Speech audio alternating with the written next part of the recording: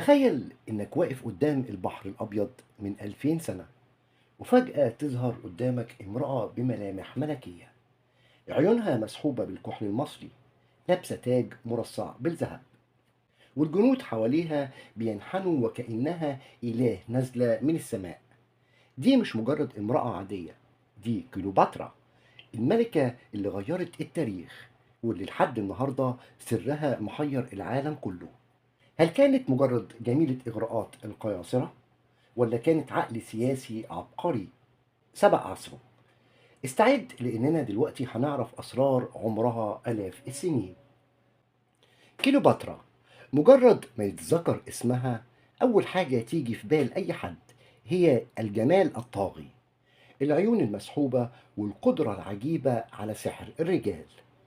لكن يا ترى، هل ده فعلا كل اللي عندها؟ ولا دي الصورة اللي